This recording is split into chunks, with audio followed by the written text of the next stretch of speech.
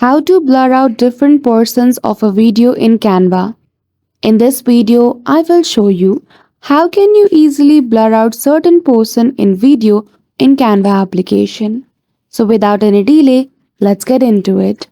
For that, firstly open the official website of Canva in any of your web browser and then log in with your account details. Once you do, you will be directed to the home page of Canva where you need to choose the option of videos.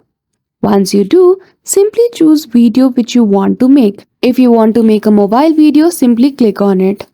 After that, you will be directed to the editing page. From the left hand side menu, simply choose the option of upload and choose the video from your device. After that, to enable the blur effect, go to the elements and search for blur. After that, you will see that the blur effect has already been enabled upon your video. You can change its positions by freely moving it anywhere. Once you click on it, you will see further setting related to the blur element. Once you are done editing the blur effect in the video, you can simply download the video. So that's it.